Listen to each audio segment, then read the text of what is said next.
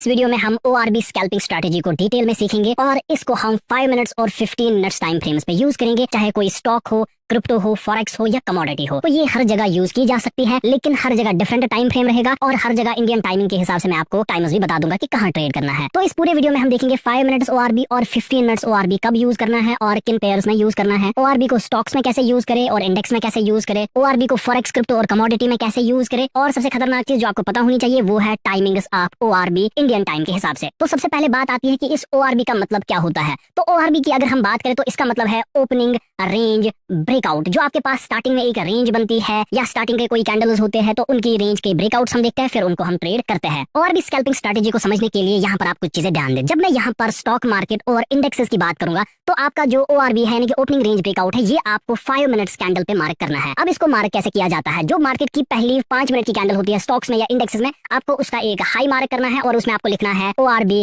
High, और उसके बाद आपको इसी कैंडल का लोवेस्ट पॉइंट मार्क करना है जिसको यहाँ पर हम लिखेंगे ORB लो। तो यहाँ पर जो ये गैप बनी है इसको हम ORB रेंज कहते हैं। तो इस ORB रेंज ब्रेकआउट को यहाँ पर हमें ट्रेड करना है। अगर आपको दिखेगा कि प्राइसेस जो है वो इसके बाद ऊपर जाते हैं तो इस हाई को ब्रेकआउट दे देते हैं। दैट मीन्स हमारे पास मार्केट में एक बुलिश ब्रेकआउट हो चुका है और इसके बाद मार्केट कंटिन्यूएशन हो सकती है। और अगर आपको दिख रहा है कि मार्केट जो है वो पहले नीचे जा रहा है, दैट मीन्स इस लो को ब्रेक करता है, दैट मीन्स हमारे पास जो मार्केट है वो बेरिश या सेल साइड मार्केट बन रहा है और इस मार्केट में हम सेल साइड ट्रेड्स को देखेंगे। सिंपल पॉइंट इसमें, अगर हाई ब्रेक हुआ तो हम बाई साइड के ट्रेड्स को कंसीडर करते हैं और अगर लो ब्रेक हुआ तो हम सेल साइड के व्यू के साथ ट्रेड्स को देखते हैं। अब इसको परफॉर्म करने के लिए हम क्या देखते हैं, हम 5 मिनट से 1 मिनट पे शिफ्ट करते हैं और हमारे पास यहाँ पर एक रेंज होती है। इसके बाद हम मार्केट में वेट करते हैं। तो जैसे ही हमें दिखा कि मार्केट जो है वो इस रेंज के अंदर आता है तो अब यहाँ से हम सेल पोजीशंस को देख सकते हैं। तो सेल पोजीशंस देखने के लिए आपको कुछ चीजों का ध्यान रखना पड़ता है। अगर ये आपके पास एक ORB कैंडल की रेंज बनी है, अगर मार्केट इसको ब्रेक करेगा या तो आपको रीटेस्ट पे ट्रेड मिलेगा या तो आपको डायरेक्टली ब्रेक डाउन पे ही ट्रेड मिलेगा या तो मार्केट इस रेंज के अंदर आएगा और फिर ये नीचे गिर सकता है। तो यहाँ पर कुछ पॉइंट्स ध्यान रखने हैं कि ये हाई ब्रेक नहीं होना चाहिए अगर मार्केट डाउन जाएगा। यानी कि अगर मेरा व्यू ये है कि मैं इस लेवल के नीचे बेरिश हूँ